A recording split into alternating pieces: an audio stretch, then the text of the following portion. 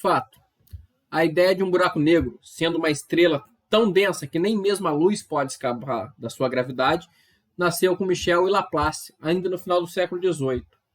O curioso é que Laplace, no final das contas, achou que essa ideia era muito doida e resolveu remover toda essa parte das edições posteriores do seu livro, tá bom? Eu sou o Luiz e vocês estão no Dromephysics.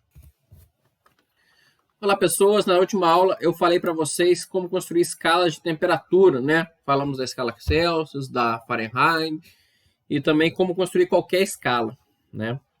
Só que todas elas têm um problema, né? Lembra da definição de temperatura? Temperatura é a média da energia cinética. Então, não pode existir uma temperatura negativa se a gente quiser fazer conta mais séria, tá? Funciona muito bem para fazer termômetros, mas quando a gente for ver outras aplicações, a temperatura não pode ser negativa porque não tem jeito de ter energia cinética negativa, tá? Então, fez-se necessário a construção de uma escala absoluta de temperatura, tá? Seria uma escala na qual a temperatura zero fosse a menor possível, né? Que corresponde justamente quando a energia cinética do corpo for a zero, né? Então esse problema já foi descoberto lá atrás, né? O próprio Kelvin, que vai levar o nome da escala, ele trabalhou nesse problema, tá bom? Vamos escrever isso aí, né? Até o momento desenvolvemos escalas de temperatura sem nos preocupar, né, com valores mínimos.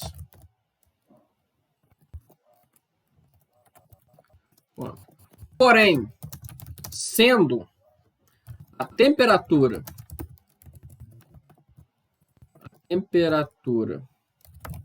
uma medida de energia cinética, ela não pode ser negativa. Então, uma escala que lida com o zero absoluto, né? Então seria menor temperatura possível igual a zero, né? É a escala Kelvin, tá? Então, a escala Kelvin é a nossa escala padrão, né, no SI, tá bom?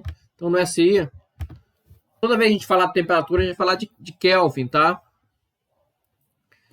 Então, o que é a temperatura Kelvin? A temperatura Kelvin, ela vai ser dada como a temperatura em Celsius, tá? Mais 273,15, que você pode ignorar nas contas, né? Graus. Então, essa é a minha escala Kelvin. Então, quando a temperatura chegar no 0 grau Kelvin, ou no 0 Kelvin, porque não tem, não é grau mais, tá? É 0K, 0 Kelvin e acabou. Essa é a menor temperatura possível, ou seja, menos 273 graus Celsius é justamente a menor temperatura possível. Tá ok? Então, toda vez que a gente for fazer conta, né, de qualquer coisa que não seja mexer com termômetros no geral, a gente vai ter que usar a escala Kelvin, tá? Note que ela não é a única escala de temperatura absoluta possível, tá? Você pode criar, igual que você criou no termômetro normal, qualquer escala absoluta que você quiser.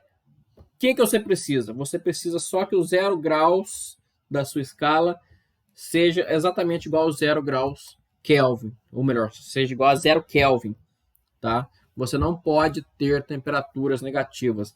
0 Kelvin é igual a zero em qualquer escala que se diga que se propõe a ser absoluta, né? Só que, né, no SI, no nosso sistema internacional, temos que escolher uma escala, né? Então escolhemos a escala Kelvin. Então, temperatura em Kelvin é a temperatura do SI e ela não admite energia, temperatura negativa, porque não pode existir, né, energia cinética negativa. Beleza?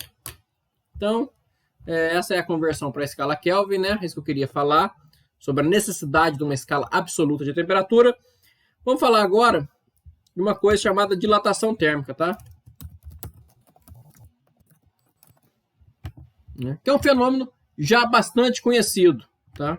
O que acontece? Quando está calor, quando está quente, as coisas dilatam, e quando está frio, as coisas se contraem, tá? E esse já é um efeito bem conhecido. Por exemplo, se você olhar o piso da sua casa, você vai ver que, né, por que a gente não faz um piso grandão, né? Tem sempre essa parte de rejunte aí, né? Isso é justamente porque no calor ele esquenta, ele dilata um pouquinho, tá? As linhas de trem de ferro também são todas, né, colocadas com uma certa distância ali da ordem de 10 centímetros, 5 centímetros, porque quando os trens passam lá e também em dias mais quentes, o ferro se dilata bastante. Se você colocar elas perto, ela vai simplesmente deformar, amassar e impedir, né, a circulação dos trens, tá ok? Então, vamos escrever isso aí, tá? Então, vamos colocar isso, né? Então, é conhecido... É conhecido que, né, os objetos em gerais, né, sofrem um aumento de seus tamanhos quando a temperatura aumenta, né? Então, isso é muito comum, principalmente com líquidos, tá? Deixa o leite no fogo para você ver o que acontece. E também metais, tá bom? Então, vamos escrever. Opa! Então, isso é muito comum, principalmente com líquidos e principalmente também com metais, né? Então, é muito comum com líquidos e metais, tá? Então,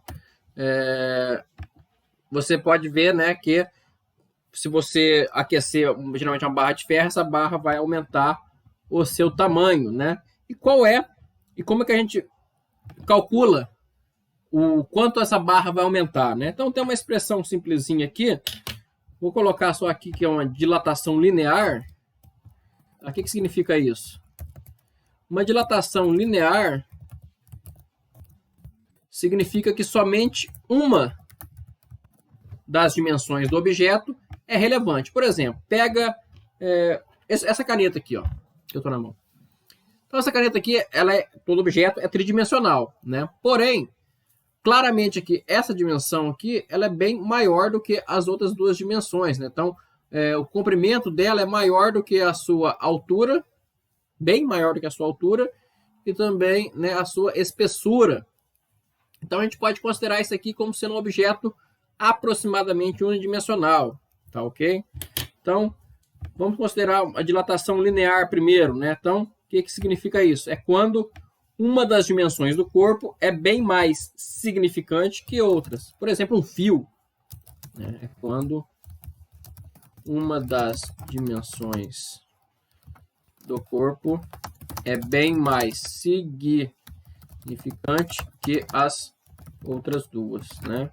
Então, a gente considera esse um caso, né, linear, ou seja, eu quero saber o quanto que essa caneta vai aumentar de tamanho. Eu não quero saber o quanto ela engrossou, né? Basicamente é isso que está acontecendo na dilatação linear, tá? E como é que fica a expressão para a dilatação linear? Fica o seguinte, né? Então,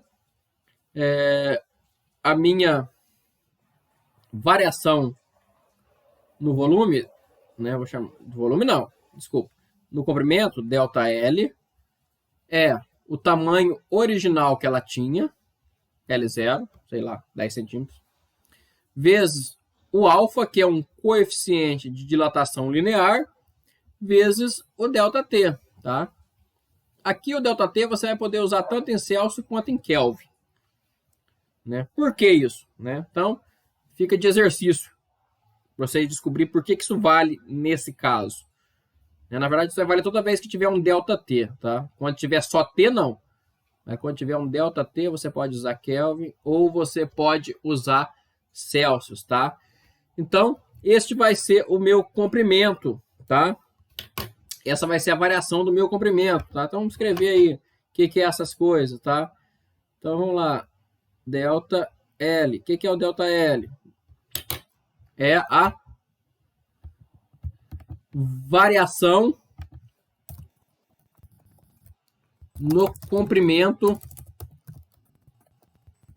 do corpo, né? Vai ser dado naturalmente em metro, no SI, tá? O que é o L0? O L0, ele é o meu comprimento original do corpo, antes de variar a temperatura. Então, bota aí. L0 é o comprimento inicial do objeto, né? Também é dado em metro, tá? Todo comprimento é dado em metro. Tá? E o alfa? O que é o alfa? O alfa, ele é chamado de coeficiente de dilatação linear, tá? Ele é chamado de coeficiente de dilatação linear. Ele que vai falar se o objeto vai aumentar muito ou aumentar pouco se você aquecer ele, né? Coeficiente de dilatação linear, tá beleza? E a unidade do alfa, né? Fica como exercício também para vocês provarem, tá? Mas a unidade do alfa é graus Celsius a -1, ou grau Kelvin a -1, dá no mesmo. Tá? E finalmente, ΔT é a variação da temperatura. Tá? Então, ΔT é a variação de temperatura.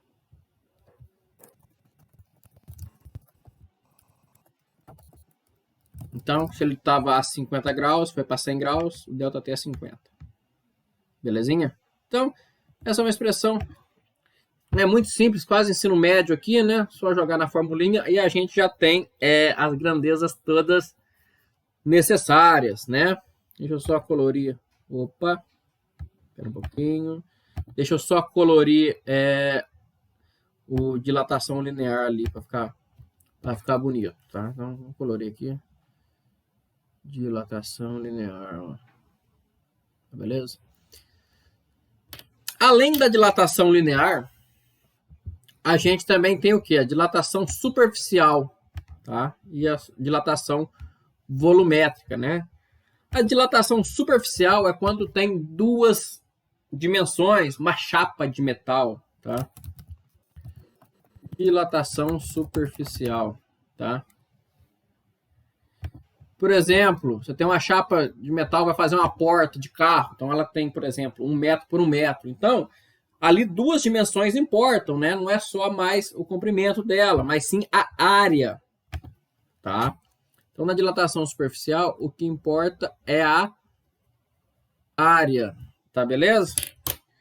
Como é que fica a expressão no caso da dilatação superficial? Fica o seguinte, variação da área é igual a área inicial vezes uma constante beta, que é chamado de coeficiente de dilatação superficial, vezes ΔT, tá?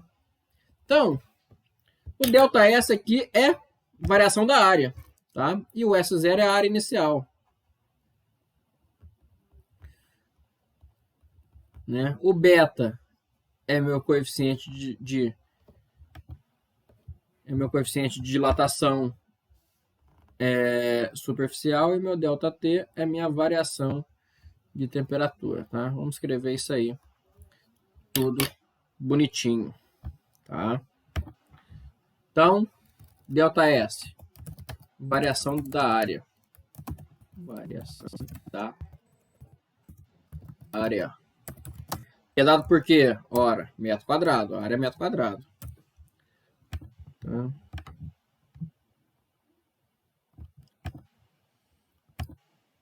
S0, área inicial, né, antes de eu aquecer ou resfriar o corpo. Também é dado em metro quadrado. Deixa eu escrever, botar aqui, né? Também é dado em metro quadrado. O que mais? Beta. Coeficiente de dilatação superficial. Tá? Opa. Então, é meu coeficiente de dilatação superficial. E é dado por que isso aqui? Também é dado por graus Celsius a -1, né? E, finalmente, ΔT é a variação de temperatura dado por graus Celsius, né? Ou grau Kelvin. Repito, o ΔT pode ser dado em graus Celsius ou em Kelvin, mas o T jamais. Variação da temperatura. Dado em graus Celsius, tá? Então, esse é o caso superficial, né? Finalmente, temos também o caso da dilatação volumétrica, que acontece, por exemplo, com líquidos, tá? O líquido ele sempre ocupa um volume, o líquido não ocupa um comprimento ou uma superfície. O líquido, você vai medir 1 litro de leite, você vai medir 1 metro de leite, né? Então, principalmente com líquidos, e claro, para sólidos em 3D, a dilatação deve ser considerada volumétrica, tá? Então, dilatação volumétrica, tá ok? Então, o que é a dilatação volumétrica? A dilatação, né, em 3 dimensões, principalmente para líquidos e sólidos, né, cuja as 3 dimensões são importantes. Um cubo, uma bola, uma esfera, né?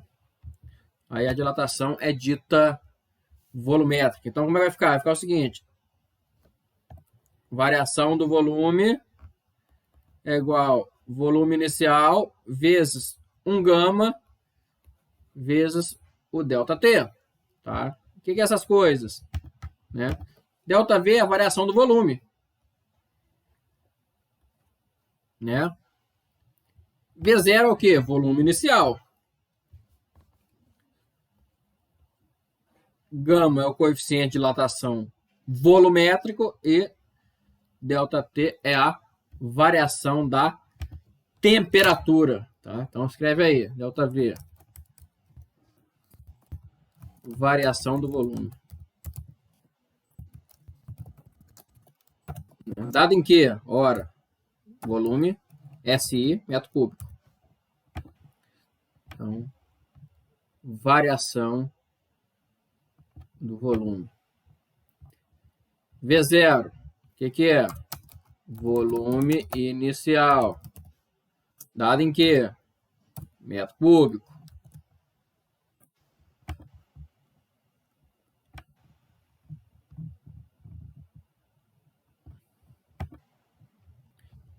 E o gama? Coeficiente de dilatação volumétrico. Tá? Então, esse é o coeficiente de dilatação volumétrico. Dado em que? Dado exatamente igual aos outros. Graus Celsius a -1. Ou Kelvin a -1. Também dá. E, finalmente, ΔT é a variação de temperatura, tá? Variação de temperatura. Que é dada em graus Celsius. Ou Kelvin.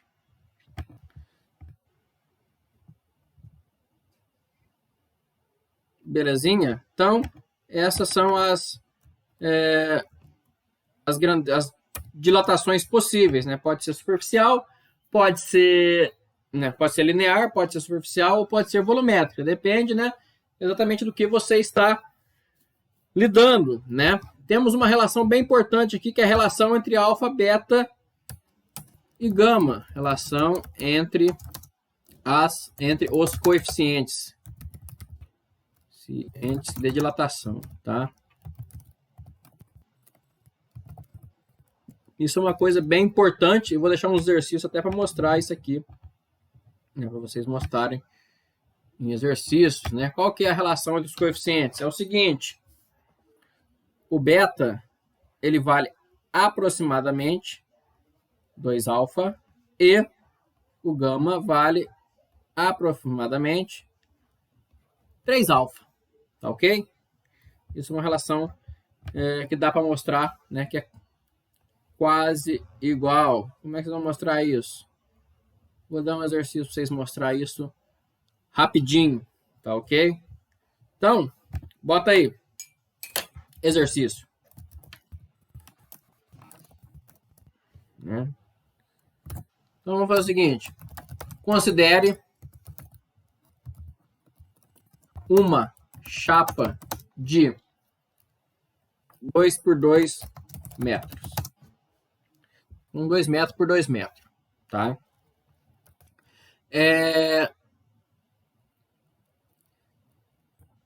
Se aquecermos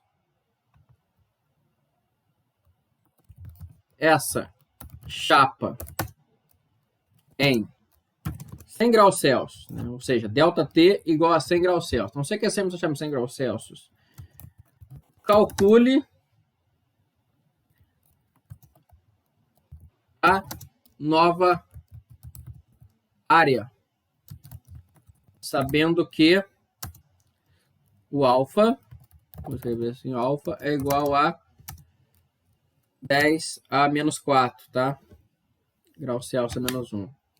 Então, deixa eu só botar aqui. Tá? Então, esse é o exercício para vocês fazerem, tá? Então, sabendo que o alfa vale 10 a... Opa, tira essa caneta aqui. Não é essa não, tem que ser preta. Sabendo que o alfa é 10 a menos 10 a menos 4 graus Celsius a menos 1, tá? Ok? Então, como é que você vai fazer isso? Você vai pegar